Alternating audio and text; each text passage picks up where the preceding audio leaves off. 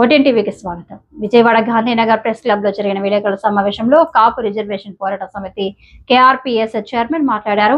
1915 నుండి 1966 వరకు కాపు, తెల్లగ, బలిజ, ఒంటరి కులాల వారికి ఉన్న బీసీ రిజర్వేషన్లు పునరుద్ధరించాలి. ముఖ్యమంత్రి చంద్రబాబు నాయుడు 2014 తెలుగుదేశం పార్టీ ఎన్నికల మేనిఫెస్టోలో కాపు, తెల్లగ, బలిజ, ఒంటరి కులాలకు బీసీ రిజర్వేషన్ కల్పిస్తామని చెప్పిన హామీలను అమలు చేయాలి.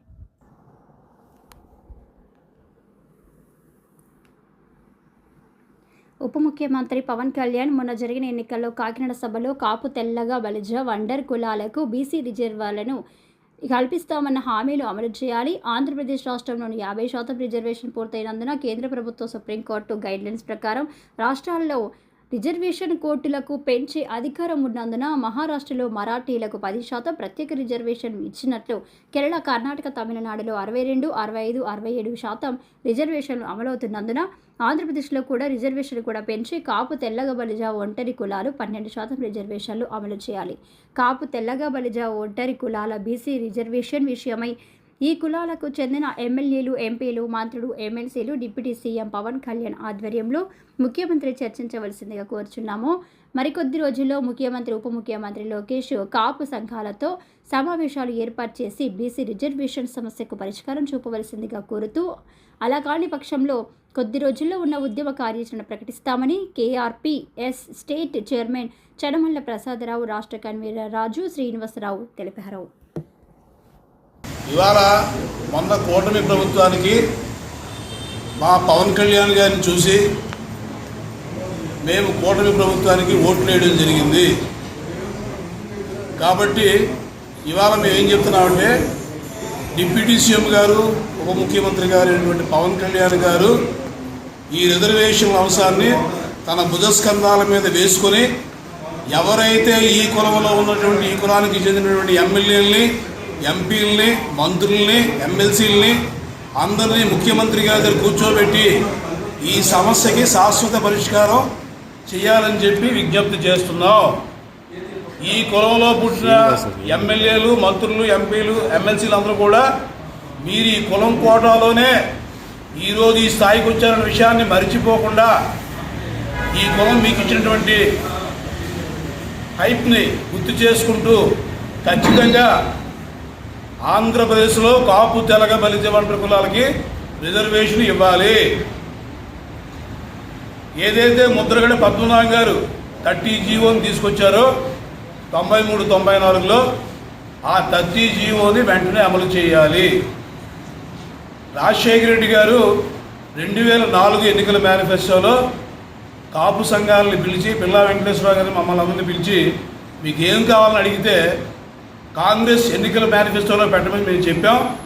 ఆ రోజు ఎన్నికల మేనిఫెస్టోలో పెట్టి కాపు, తెలగ, బలిజ, ఒంటరి కులాలు తప్ప 30 జీవోలో ఉన్నటువంటి కోరాకులకి, నగరాలకి, కురేషీలకి, అయ్యరకులకి అడగకుండా ముస్లిమ్స్కి 5% రిజర్వేషన్లు ఇస్తే ఈ రాష్ట్రంలో 51% రిజర్వేషన్లు పూర్తయ్యాయని చెప్పి సుప్రీంకోర్టు బొట్టుకాయలు వేస్తే మళ్ళీ 4% రిజర్వేషన్లు ఇచ్చి మతపరమైన, రాజ్యాంగ విరుద్ధమైనటువంటి రిజర్వేషన్ని ఈ రోజుకి కొనసాగిస్తున్నారు. ముస్లిమ్స్ మా సోదరులు, వాళ్ళకి రిజర్వేషన్లు ఇవ్వద్దు మేము అనట్లే, కానీ మతపరమైన, రాజ్యాంగ విరుద్ధమైనటువంటి రిజర్వేషన్ని ఈ రోజు వరకు వాళ్ళకి కొనసాగిస్తూ ఈ రాష్ట్రంలో అత్యధిక శాతంలో ఉన్నటువంటి కాపు, తెలగ, బలిజ, ఒంటరి కులాలకి అన్యాయం చేస్తున్నారు. గతంలో బీసీలో ఉన్నటువంటి ఈ కులాన్ని మళ్ళీ ఓసీలో పెట్టడం అనేది భారతదేశ చరిత్రలో ఎక్కడ జరగలేదు. ఇది చాలా దారుణం.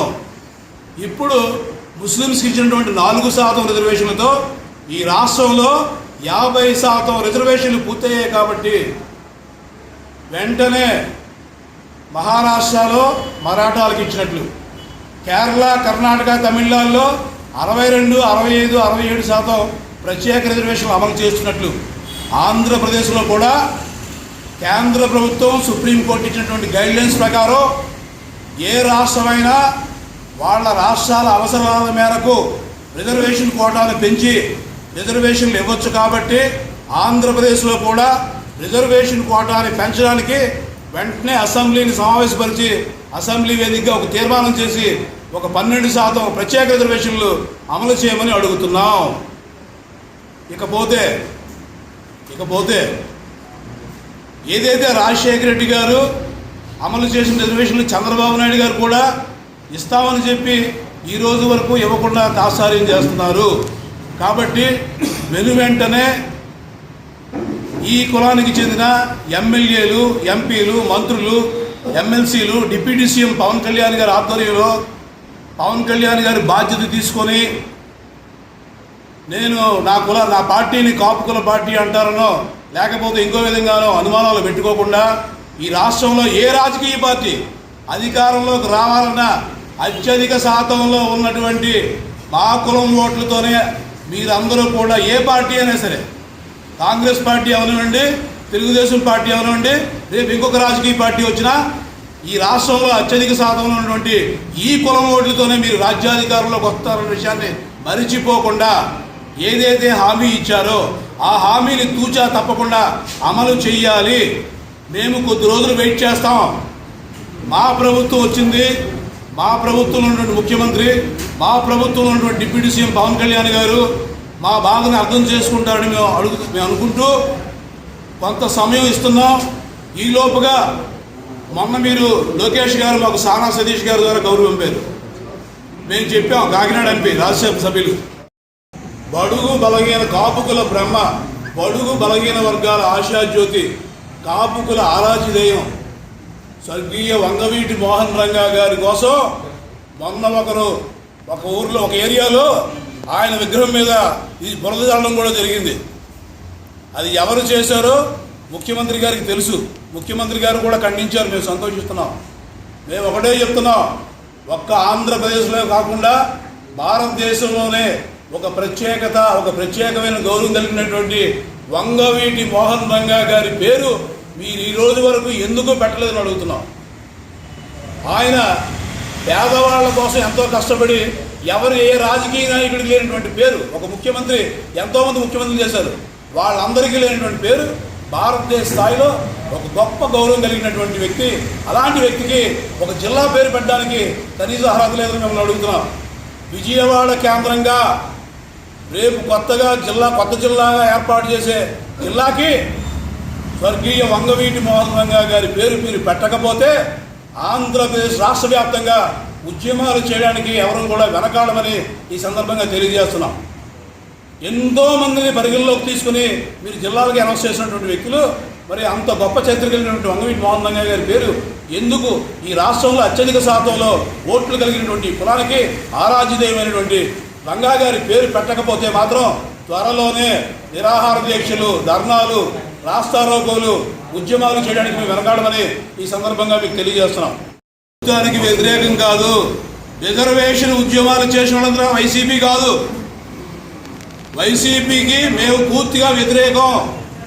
జగన్మోహన్ రెడ్డి మమ్మల్ని పాతాళంకు తొక్కిశాడు. ఆయన సాక్షాత్తు తూర్పుగోదావరి జిల్లాలో పాదయాత్ర చేస్తూ కాపులకి రిజర్వేషన్లు ఇవ్వలేనని చెప్పినటువంటి పెద్ద మనిషి ఆయన. అలాగే అసెంబ్లీ సాక్షిగా నేను కాపు తెలగ బలిజ వంట కులాలకి రిజర్వేషన్లు ఇవ్వలేని చెప్పినటువంటి పెద్ద మనిషికి మేము ఎలాగ వైసీపీకి ఫేవర్గా మాట్లాడతామని మీరు అనుకుంటున్నారో మాకు అర్థం కావాలని చెప్తున్నాను. కొంతమంది కొన్ని పత్రికలు కావాలని ఎవరైతే ఉద్యమం చేస్తారో ఆకలేస్తుంది, కడుపు మండుతుంది, ఒక్క మార్కులో ఉద్యోగం పోయినాడు, ఒక్క మార్కులో సీటు పోయినాడు, మీరంతా ఆకలి మంటలు. 66 నుంచి ఇప్పటికి ఎన్ని సంవత్సరాలు అయింది? కొన్ని లక్షల ఉద్యోగాలు కోల్పోయాం. రాజకీయంగా, ఆర్థికంగా, సాంఘికంగా అన్ని రంగాల్లో వెనకబడుతున్నలోకి వెళ్ళిపోయాం. మా ఉనికిని మేము కోల్పోతున్నాం. కాబట్టి మా బాధకి మేము మాట్లాడితే మీరు వైసీపీ పార్టీ తరఫున మాట్లాడుతున్నారు, వైసీపీ వాళ్ళు మిమ్మల్ని గెలుస్తారని చెప్పి మాట్లాడుతున్నారు. అది సందర్భం కాదు, అది పద్ధతి కాదు. మేము వైసీపీకి పూర్తిగా వ్యతిరేకం. మేము మీకే ఓట్లు వేసాం. మా నాయకుడు జనసేన అధ్యక్షుడు పవన్ కళ్యాణ్ గారిని చూసి మీ పార్టీకి ఓటు వేయడం జరిగింది. కాబట్టి పవన్ కళ్యాణ్ గారికి కూడా చెప్తున్నాం, మీరు ఈ కులంలో పుట్టినటువంటి ఆనిముత్యం కాబట్టి ఖచ్చితంగా మీరు ఈ బాధ్యత తీసుకొని మిగతా కులాలకు సమస్య వచ్చినప్పుడు బీసీ ఎమ్మెల్యేలు కానీ, ఎస్సీ ఎమ్మెల్యేలు కానీ వాళ్ళు ముఖ్యమంత్రి గారితో చర్చించినట్లుగానే మీరు కూడా చర్చించాలని చెప్పి ఈ సందర్భంగా తెలియజేస్తూ కొంత కాల పరిమితి వరకు మేము టైం ఇస్తాం. ఆ తర్వాత ఉద్యమాన్ని ఉరుతునిస్తాం. కార్యాచరణ మొదలు పెడతాం. ఆ పరిస్థితులు తీసుకురావద్దని చెప్పి మీ అందరికీ కూడా అభ్యర్థిస్తున్నాం. ముఖ్యమంత్రి గారు, ఉప ముఖ్యమంత్రి గారు